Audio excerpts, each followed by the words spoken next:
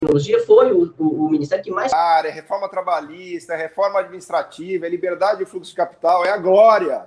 Cara, é rápido, assim. Logo no início da crise da Covid, eu participei de uma entrevista na rádio aqui em Salvador, aí o cara fez assim, então, mas a sociedade vai voltar transformada. Eu falei, não vai não, cara, vai ficar tudo a mesma merda, entendeu? Ninguém vai mudar nada. Ó, quem tá nos acompanhando tá vendo, quem tá pedindo a vinheta de novo. Aí o amigo meu ligou e falou assim, cara, eu tava ouvindo, só que você não vai pra lugar nenhum, pra grande imprensa, porque você é muito sincero, cara, não dá pra ser assim.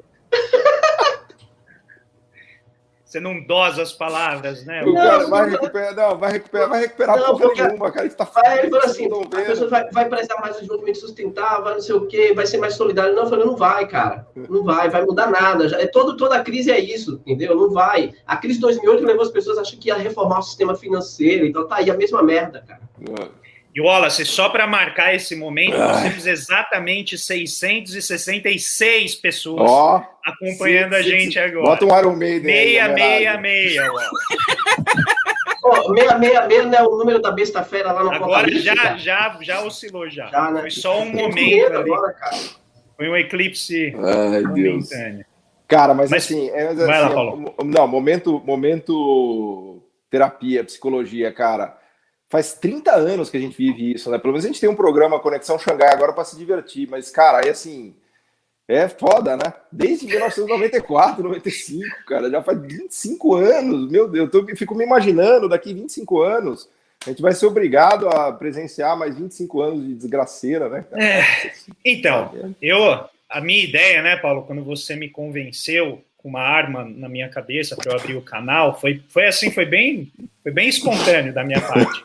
Ela falou, ou você faz ou eu não escrevo mais o livro com você. E brincadeira, né? A ideia era justamente a gente fazer isso, né? Democratizar o acesso a esse monte de coisa que a gente lê, que muitas vezes fica lá fechado, né? Na academia, a gente conversando com gente que já concorda com a gente, ou discorda em filigrana, né? A gente teve até um exemplo na nossa live de quinta-feira, né, com você, o Nelson Marconi e a Eliane Araújo, que a gente ficou meia hora num negócio que representa 1%, né, de toda a teoria para explorar, só economista é capaz de fazer isso. As diferenças e tal. E aí eu lembro, né, a todo mundo que está aqui com a gente, que esse é o nosso propósito, é permitir a vocês, né, quem está nos acompanhando, sendo economista ou não, que ingressem em todo esse conhecimento que a gente tem acesso, não é nem que a gente sabe tudo, mas a gente tem acesso e a nossa ideia é trazer aqui, divulgar e trocar com vocês. Aí eu queria compartilhar com vocês um momento que eu tive hoje lendo a coluna do Samuel Pessoa. Geralmente eu leio os dois na sequência, eu leio o Marcos Lisboa e o Samuel Pessoa, né? Porque é o meu exercício de diversidade e tal. Eu não leio nenhum nem outro, mas todo domingo e segunda alguém vem me falar do que ele escreveu. Eu relato aqui para vocês não terem que ler. Para vocês não precisarem. Vai lá, monge. Mas aí eu tô lendo, ele fez uma, vamos dizer assim, ele voltou atrás em algo que ele havia escrito no início do ano passado sobre o Minha Casa Minha Vida, né? Então, no ano passado ele publicou uma coluna de domingo na Folha dizendo que o Minha Casa Minha Vida não tinha atingido os objetivos porque o déficit habitacional tinha crescido, né? Então, ele foi lá e falou, olha, tá vendo, é um programa que não funcionou, a gente precisa fazer sempre análise de custo-benefício, estudar antes de fazer os programas, senão a gente desperdiça recurso do orçamento e a gente precisa fazer o ajuste fiscal, o argumento tradicional. Aí, hoje, saiu uma tese de doutorado, né, orientada por uma colega dele lá agora eu não sei se é da FGV, mas imagino que sim, e aí ele, então, voltou atrás. Com base na tese de doutorado, essa moça estudou Rio de Janeiro ali, pegou uns dados, formou o que eles chamam de um experimento, né, porque havia um sorteio para as pessoas que iam ter acesso ao programa, então com isso tem o que a gente chama de uma aleatoriedade, ou seja, não tem nada, né, selecionando por alguma característica quem vai receber aquele benefício. Então, você tem o que eles chamam de um experimento natural. Uns receberam, né, o benefício, outros não, então você consegue comparar o efeito de a pessoa ter tido acesso ao Minha Casa Minha Vida. Quando e aí, na Folha, né? Foi na Folha, isso, tá aí. Na Folha. Depois eu vou deixar o link aqui para vocês.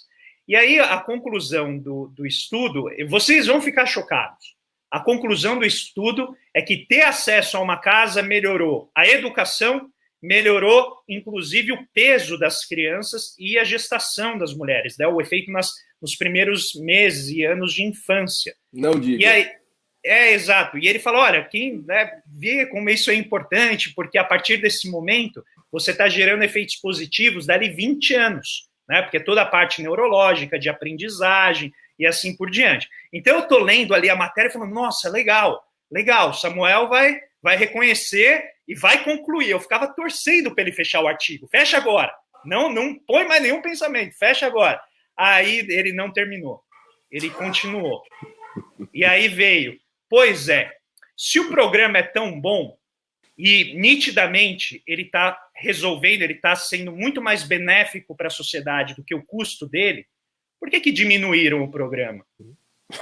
Tá vendo? É o problema de você não controlar as contas, de você não fazer o ajuste fiscal. E aí, esse desarranjo, já estou sentindo o Wallace já franzindo a testa. Daqui a pouco vem vinheta de novo, hein, Wallace? E aí ele vai e termina com isso novamente, que o problema é que a gente não faz o ajuste fiscal, e aí no jogo do orçamento, o que acontece? Bons programas deixam de ser financiados. Wallace Moreira. Cara, ele tem que se juntar com o Mansueto, que ontem deu uma entrevista no Estadão dizendo que o Brasil tem que manter o teto de gasto, que dá para fazer isso, entendeu? Que é o mesmo Mansueto que trabalhou no governo, que saiu do governo, virou sócio do BTG, sócio e economista-chefe, entendeu? Esses caras têm que se juntar, cara, sabe? Porque assim, ó, o que me incomoda nesses caras é a áurea de neutralidade do pensamento e tecnicismo no pensamento, como se eles tivessem a verdade absoluta. E não se colocam, cara, numa condição de defender o interesse de classe, cara, de defender o interesse de uma fração da sociedade, entendeu? E eu não acho isso errado, cara, mas que seja honesto, entendeu? Que seja honesto e não se colocar numa condição de superioridade intelectual, né? E, ao mesmo tempo, de neutralidade técnica, porque, por exemplo, aquilo que o Paulo começou a falar no início, a autonomia do Banco Central. Todo o discurso que passa por trás da autonomia do Banco Central é um elemento de tecnicismo nas decisões do Banco Central, se desvinculando da política, que no mundo real ele não existe. Porque à medida que você tem a autonomia do Banco Central, por exemplo, em um país periférico, né, com a conta de capital aberta, que sofre uma pressão do capital, né, que pressiona uma decisão sobre a política monetária, isso perde todo o caráter de tecnicismo e deixa muito em evidência os interesses que estão por trás dessas decisões. Então, a postura do Samuel, assim como do Mansueto, tem seus interesses. Não é algo neutro, não é algo técnico, entende? E é isso que eu estou falando porque muitas vezes esse discurso é usado para desqualificar a crítica, porque é ideológico, porque é de esquerda, porque é ultrapassado, entendeu? Esses caras diziam que o Brasil não chegaria a janeiro para poder financiar as contas públicas, porque ia quebrar. Eu estou aí, cara, esperando. Eu falei isso para um aluno meu em economia brasileira. Ele disse que o Brasil ia quebrar. Eu falei, ó, se quebrar, me manda um e-mail me cobrando. Valeu, camarada, que eu estou esperando o e-mail até agora. E aí, Wallace, eu volto à fala que o Elias sempre faz aqui, que o nosso problema é político. Ou seja, o nosso problema não é falta de conhecimento econômico. A gente nunca desconfiou que o Minha Casa Minha Vida tivesse efeito positivo, por um motivo muito simples. A melhor coisa que afeta a saúde de qualquer pessoa é ela não pular esgoto, ela não entrar em contato com condições sanitárias, né, que são péssimas para a saúde dela. Isso afeta a gestação da mãe, afeta a alimentação da criança nos primeiros meses, nos primeiros anos, afeta o acesso da criança à escola, afeta o acesso da criança à saúde como um todo.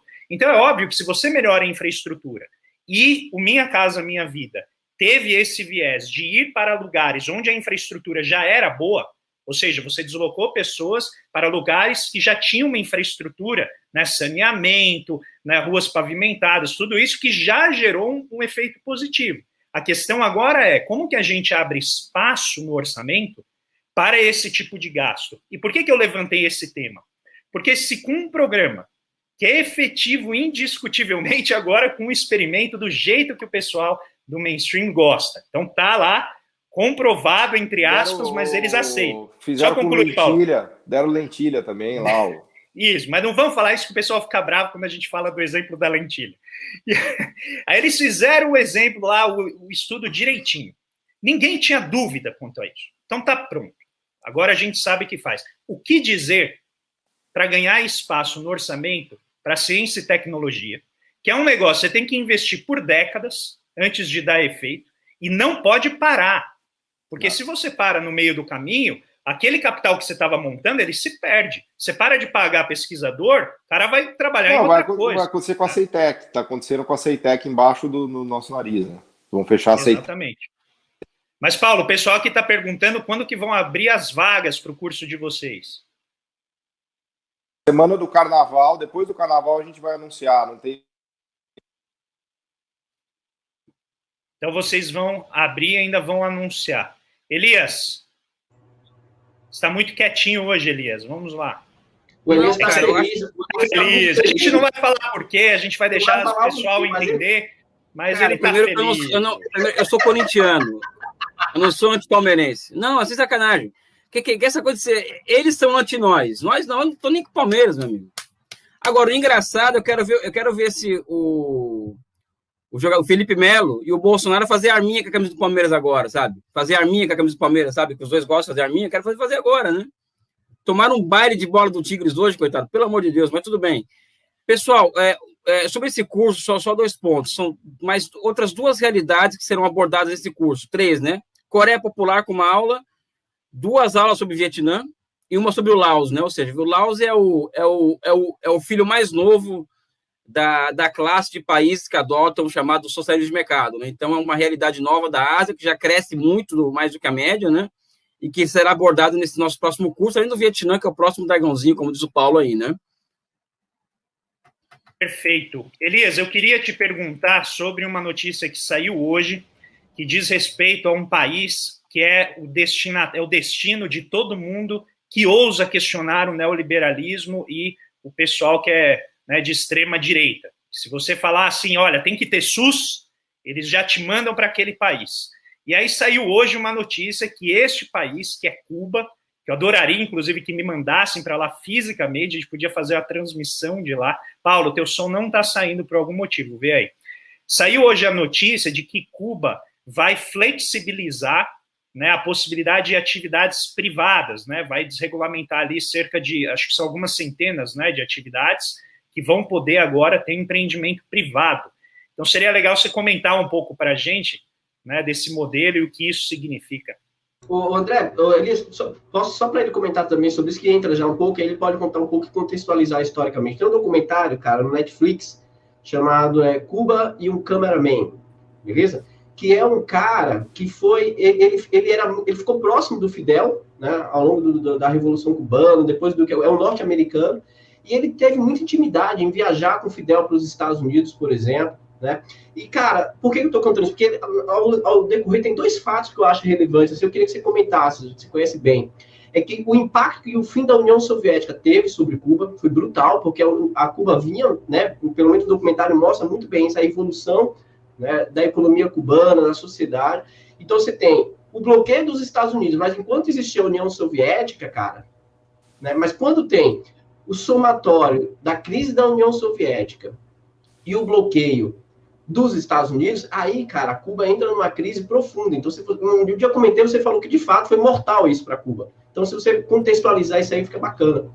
Um contexto é que Cuba, por exemplo, existia uma divisão social do trabalho, internacional do trabalho, no âmbito do mercado comum das nações, que é o Comecon, né, que era o que seria o mercado comum europeu, só que dos países socialistas, e Cuba ele era o país que entrava nessa divisão internacional do trabalho, fornecendo açúcar, que era o produto que eles tinham para fornecer, e em troca recebia arma, petróleo, produtos básicos, enfim. Com o fim da União Soviética, Cuba perde de 70% a 80% do seu mercado exterior e, consequentemente, 70% a 80% das suas exportações, né? Então, Cuba se viu sem mercado. Só que Cuba tem um caso que eu acho que é interessante, né? Que é o seguinte, Cuba ela desafia a lei do valor, né? Isso é um ponto que eu sempre trago para as pessoas, porque Cuba ela conseguiu construir um setor improdutivo da economia, que é um setor que não gera valor, que é saúde, que é educação, que são esses setores que eu chamo de voltados ao bem-estar espiritual das pessoas, sem ter um setor produtivo da economia. Ou seja, o que Cuba, mais se Cuba nunca se industrializou, né, Elias? Só aprendi com exatamente você, cara, que na verdade é o ponto base, né, para entender Cuba. Não houve industrialização. Ou seja, eles conseguem construir um setor que todo mundo só constrói depois de se industrializar, eles constroem depois. E a manutenção dele é muito difícil desse setor, por quê? Porque não tem um setor produtivo. Então, Cuba fica muito preso a algum país externo, ou seja, é Venezuela numa hora, governo Lula no outro, ou seja, o investimento do Porto de Mariel, que, na minha opinião, foi um investimento estratégico do governo brasileiro de $1 bilhão de dólares, né? Aquilo ajudou muito Cuba, os chineses, mas o ponto fundamental é que existe uma necessidade, eu acho, aqui vou fazer uma crítica construtiva, até porque eu sou a favor de Cuba. Cuba é um orgulho da humanidade, do meu ponto de vista, né? Ou seja, Cuba é um país socialista, exemplar, ou seja, em todos os aspectos, mas que tem uma mentalidade para fins de construção de uma base material ainda muito ruim. Ou seja, o Raul Castro, por exemplo, comentava com Lula, por exemplo, que o grande obstáculo às reformas econômicas em Cuba era o próprio Partido Comunista, ou seja, a burocracia do Partido Comunista. E eu acredito que esse rapaz que entrou agora, o Díaz-Canel, esteja movendo os últimos empecilhos para uma reforma para o mercado da economia cubana, o que não vai ser fácil. Porque, por exemplo, uma coisa básica no processo de desenvolvimento econômico em países periféricos é monetizar a terra. Não é? Cuba não conseguiu monetizar a terra até hoje. Porque monetizar a terra significa o quê? Aquela terra passa a ter valor e o que aquela terra produz passa a ter valor e preço. Só que antes ela precisa ser monetizada. Cuba não fez isso até hoje. Porque cada processo que se abre em Cuba para esse fim é mais uma burocracia que se abre, ou seja, é uma herança soviética muito ruim que se mantém lá até hoje, né? Enfim, eu acho que Cuba ainda tem muito tempo para resistir, né? Teve uma perda de 10% do PIB ano passado, ou seja, um país que já não tem uma economia, ainda perde 10% do PIB, é uma coisa muito, muito complicada, né? Então, acho que o caminho deles vai se abrir um caminho em Cuba, não é? Mas parece que a saga daquele povo é resistir, né? Esse que é uma... E só resiste porque existe um nível de politização da sociedade muito grande, né? Ou seja, muitos cubanos, que é o que sustenta o regime, preferem viver com as necessidades que eles vivem hoje do que voltar a ser um prostíbulo dos Estados Unidos. Para nós aqui no Brasil é muito complicado isso, porque nós não temos noção disso, que nós não temos uma nação propriamente dita, né? Ou seja, as pessoas não se veem como brasileiras, né? Os cubanos se veem como cubanos, e o orgulho nacional cubano está acima até das necessidades materiais deles próprios. Os médicos cubanos, para terminar minha fala aqui, quando eles vêm para o Brasil, uma coisa que é muito impressionante é que para eles é uma missão vir trabalhar na periferia. Evidente que 10% acaba ficando porque gosta de dinheiro, porque dinheiro é bom, né, cara? Vamos cá entre nós, né? Mas eles são educados em uma outra mentalidade que está muito além do nosso alcance. Para eles, dinheiro é supérfluo, o negócio deles é salvar a vida. Ou seja, Cuba é uma realidade, fora o case econômico deles terem desvirtuado ali do valor, do ponto de vista da construção espiritual de uma sociedade, Cuba é um case a ser estudado e ser celebrado enquanto uma ponta de orgulho da humanidade, que a humanidade deveria ter de si mesma, né? Deixa eu falar umas palavras sobre Cuba. É uma visão do Brasil totalmente preconceituosa e tacanha, né? De Cuba, de Venezuela. Porque são pessoas completamente ignorantes que não estudam nada de economia. Eu acho que vale a pena fazer aqui uma comparação com a América Central também, porque Cuba não deixa de ser um país ali do sistema da América Central, que é um sistema muito pobre, com raras exceções, talvez a Costa Rica, né? E a Costa Rica é mais rica, não é porque ela não tem exército, né? Segundo alguns amigos nossos, né? A Costa Rica é rica porque teve muita ajuda ali dos Estados Unidos, fábrica da Intel. Eles conseguiram desenvolver uma industrialização, por incrível que pareça, de componentes eletroeletrônicos.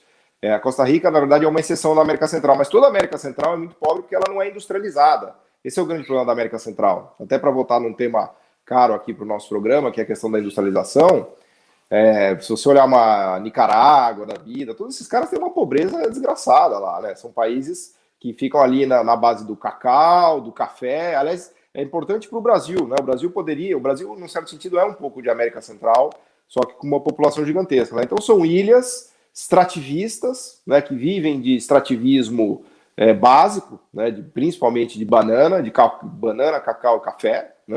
Cuba é o caso da cana-de-açúcar. Aliás, tem um livro maravilhoso que se chama Cuban Counterpoints. Depois eu mando para vocês referência, que conta a história de Cuba, de duas Cubas, na verdade. Tem a Cuba do charuto e do fumo, que é a Cuba do sistema produtivo um pouco mais sofisticado, e a Cuba da cana-de-açúcar, dos escravos, que, aliás, é outro problema também bastante forte da herança da América Central, né?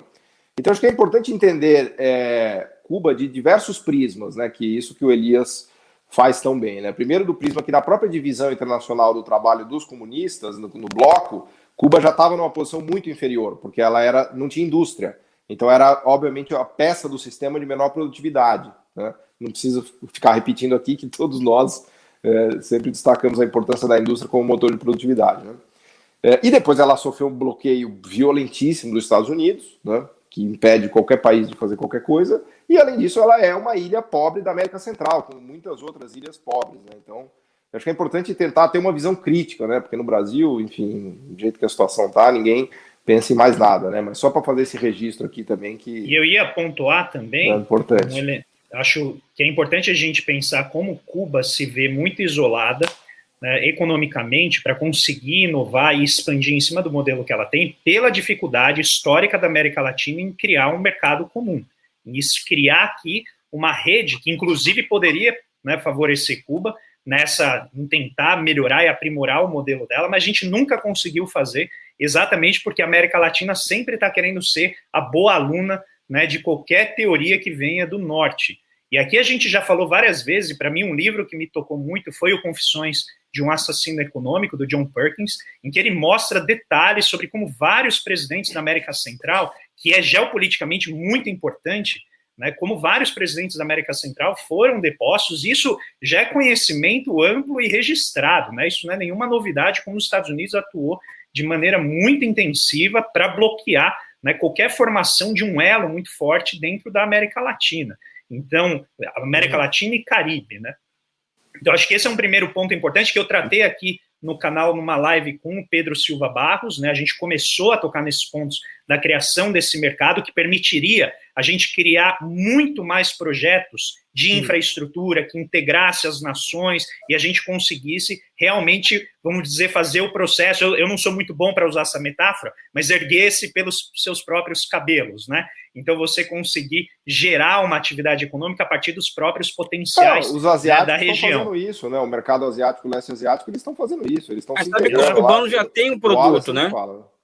Eles já são um ponto em um setor que é biotecnologia. Agora, a questão é que para que Cuba possa fazer parte da divisão internacional do trabalho, ela tem que entrar no SWIFT.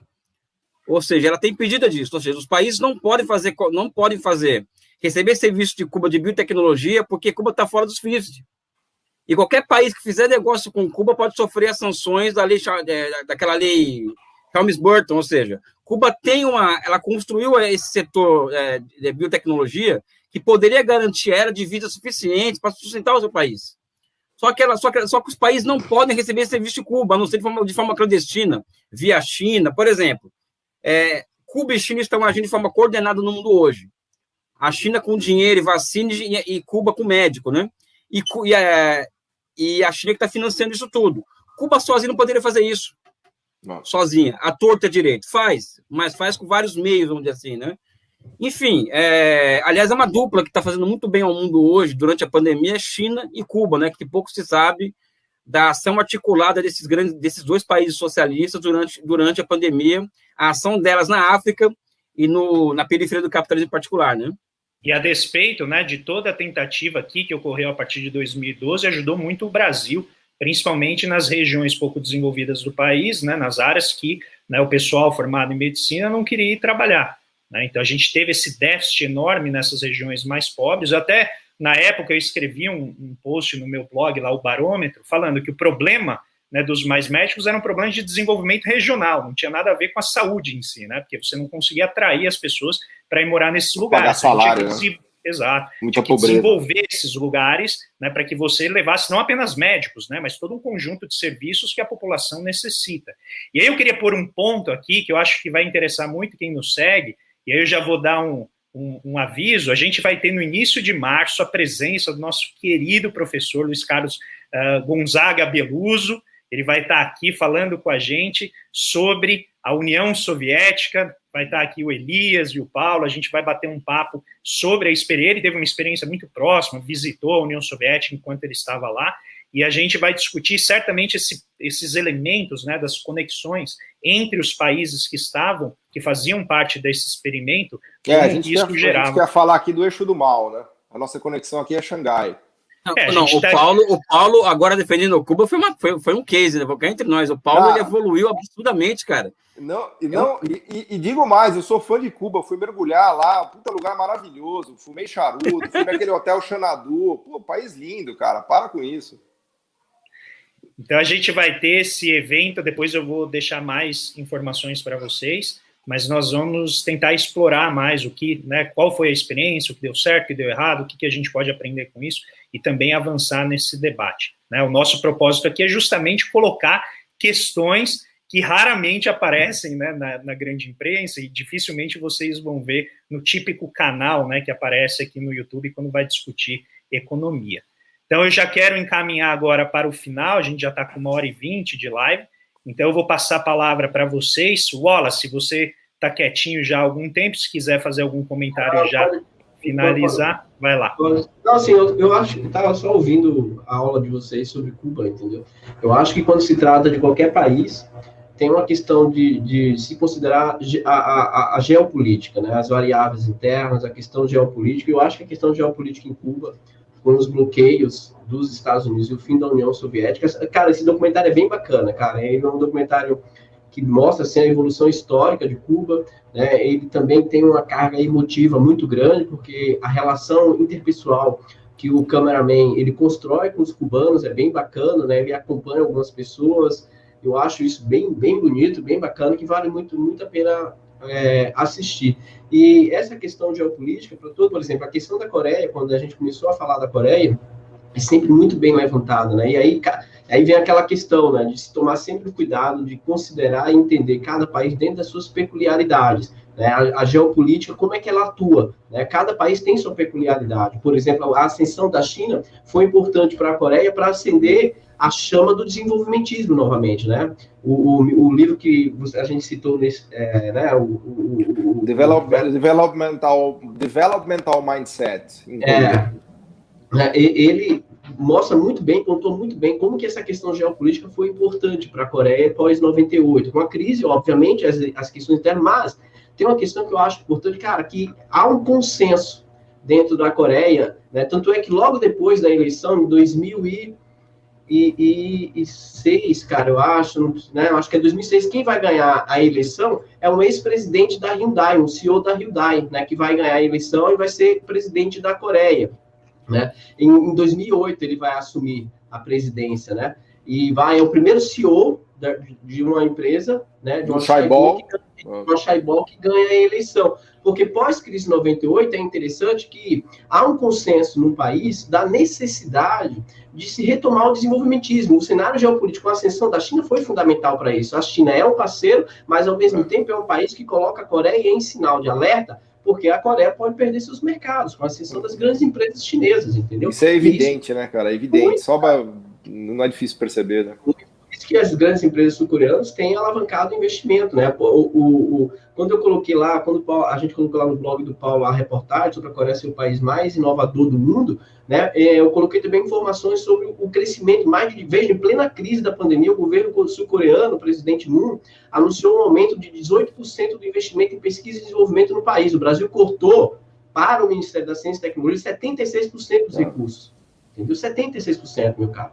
O governo sul-coreano aumentou em 17% o volume de recursos para pesquisa. Basta ver hoje as duas maiores companhias de smartphones do mundo, quais são? Huawei e Samsung. São as duas líderes do mercado mundial. Já superaram a Apple. Né?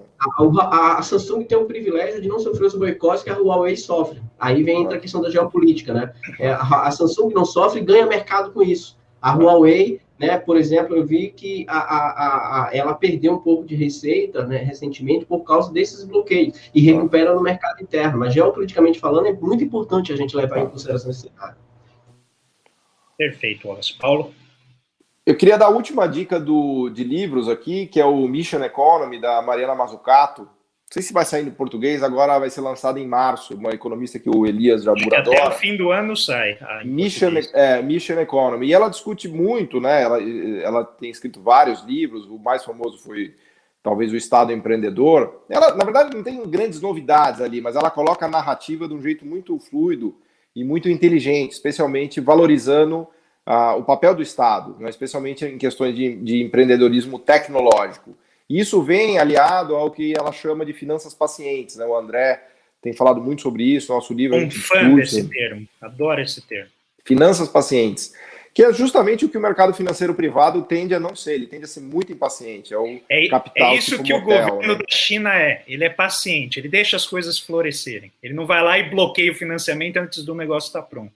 E o desenvolvimento tecnológico, ele depende muito do capital paciente, das finanças pacientes, né? Então, fica a dica desse livro que eu já li, adorei, não li ainda, porque obviamente não foi lançado, mas é um pouco mais do que ela vem falando do que é do financiamento público, da importância dos bancos públicos, do BNDES, de quantos BNDES tem na China e de quantos BNDES tem na Coreia, e a nossa mentalidade que vai completamente na contramão, né? Então vou concluir aqui nosso papo de domingo.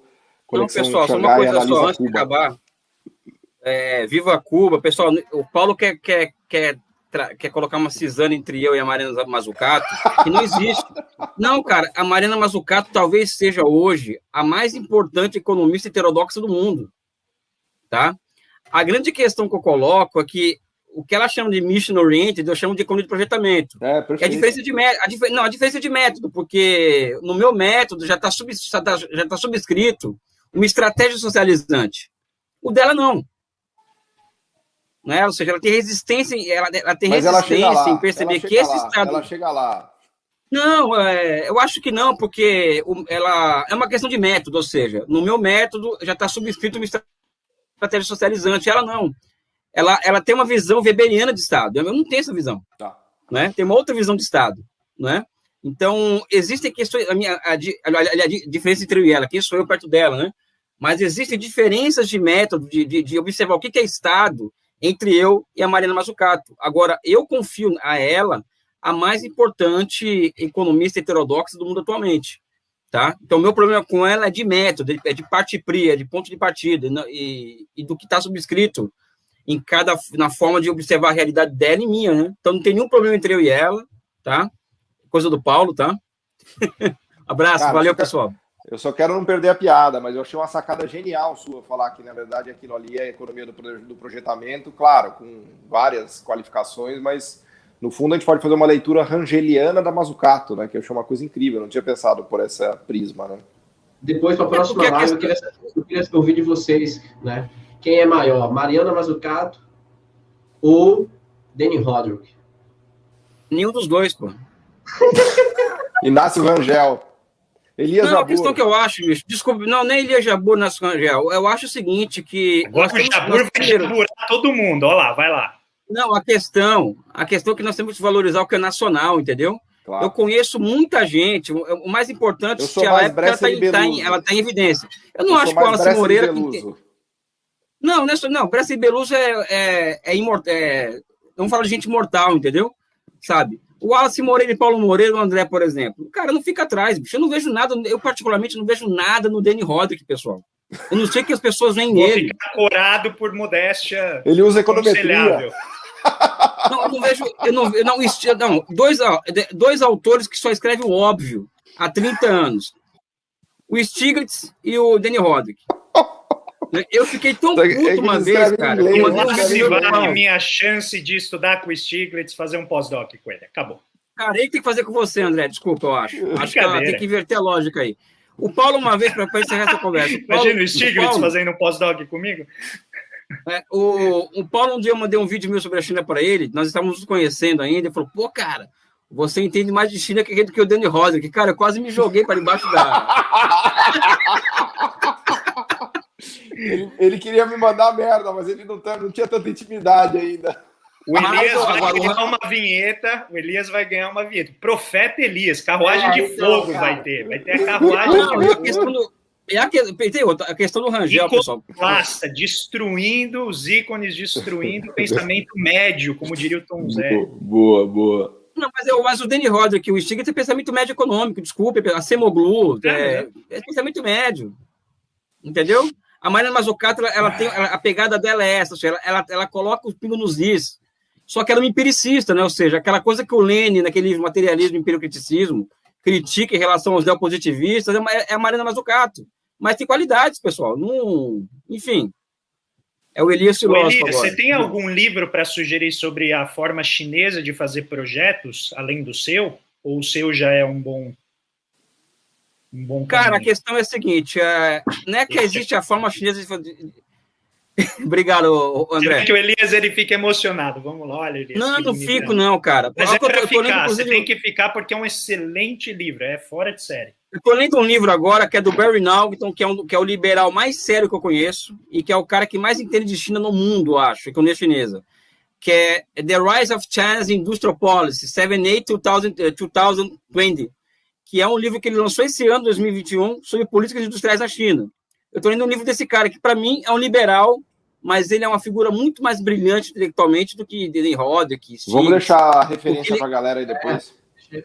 Tá, ele vai além de si mesmo, ele consegue ir além o Barry Naughton, né? Que é um amigo nosso, inclusive, a mesma, vamos dizer assim, tolerância civilizatória que nós temos entre nós quatro aqui, que somos diferentes, nós temos com relação ao Barry Naughton e vice-versa, sabe?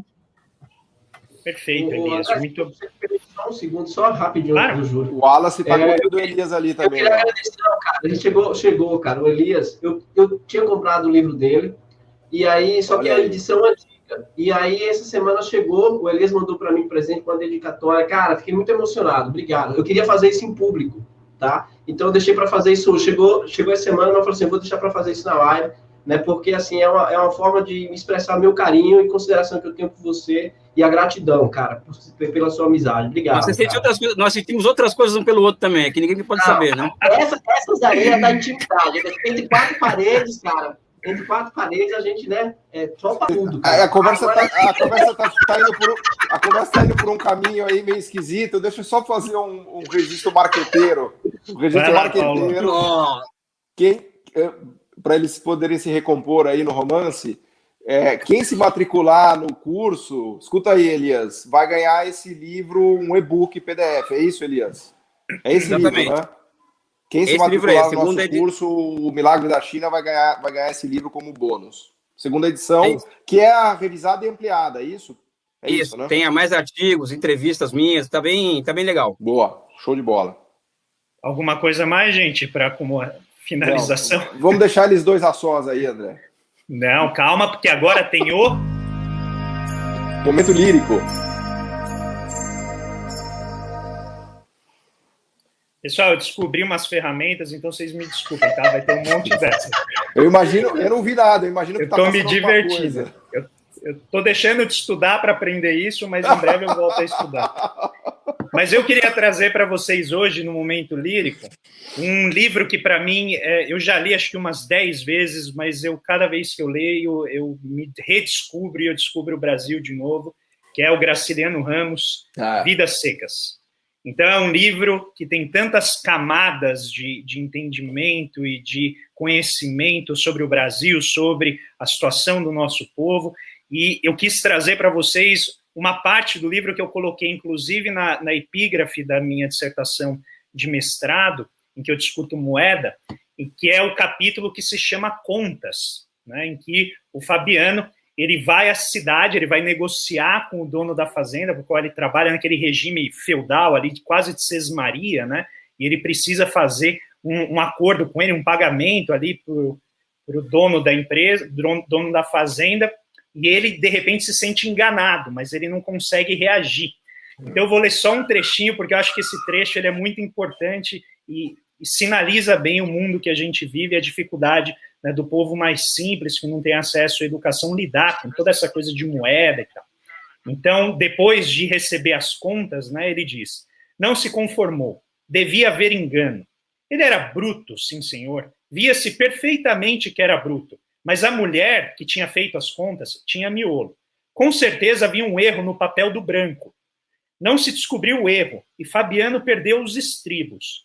Passar a vida inteira assim no toco, entregando o que era dele de mão beijada, estava direito aquilo? Trabalhar como negro e nunca arranjar carta de alforria? O patrão zangou-se, repeliu a insolência, achou bom que o vaqueiro fosse procurar serviço noutra fazenda. E aí um pouquinho mais à frente. Foi até a esquina, parou, tomou fôlego. Depois que acontecera aquela miséria, temia passar ali. Sentou-se numa calçada, tirou do bolso o dinheiro examinou, procurando adivinhar quanto lhe tinham furtado. Não podia dizer em voz alta aquilo, que aquilo era um furto, mas era. Tomavam-lhe o gado quase de graça e ainda inventavam um juro. Que juro? O que havia era safadeza. Muito bom, cara. Esse era um trecho que eu coloquei na minha dissertação. Queria deixar para vocês aqui a dica de leitura. Quem já leu faz tempo, né? Volte a ler, é um livro sensacional, vale muito a pena. Quero deixar um grande abraço aos meus queridos amigos, Wallace Moreira, Elias Jabur, Paulo Gala, os parceiros aqui, né, no questionamento ao status quo, mostrar que o rei não apenas está nu, mas ele precisa, né, buscar roupas novas e roupas que tragam o nosso povo, né, mais para dentro do nosso orçamento público, mais para dentro da nossa vida em sociedade, com maior participação, com mais protagonismo. Quero já deixar também avisado que nessa quinta-feira teremos aqui a presença do Pedro Rossi, que está lançando um livro que ele organizou também com a Esther Dweck e outras autoras, sobre a economia pós-pandemia e o problema da austeridade. Então a gente vai discutir bastante essa questão do orçamento. E temos mais para frente já outras lives engatilhadas, e só quero, né, deixar para as pessoas que estão há muito tempo falando para eu trazer o Nildo Orix, ele virá aqui, nós vamos conversar com ele, depois eu vou trazer mais notícias para vocês, e temos a live do professor Beluso, também um pouquinho mais à frente. E vamos também discutir educação, trazer especialistas aqui sobre educação, especialistas em orçamento para a educação, para a gente poder discutir o que está em jogo. Tá? Então a gente tem um monte de coisa preparada para vocês nas lives de quinta-feira, nas lives de domingo, mas na semana que vem a gente vai pedir a compreensão para a gente ter um domingo de descanso, né, com as nossas famílias, a gente poder curtir essa tarde de domingo e vocês também poderem aproveitar as famílias de vocês. Com isso, eu deixo um grande abraço para todo mundo que nos acompanhou aqui, lá na TV 247, que vai acompanhar depois aqui no canal do Paulo, né? Ele também deixa os vídeos lá para a gente alcançar o maior número de pessoas. Muito obrigado pelo carinho, gente. Fiquem muito bem. Uma excelente semana para todos e todas vocês. Valeu, galera.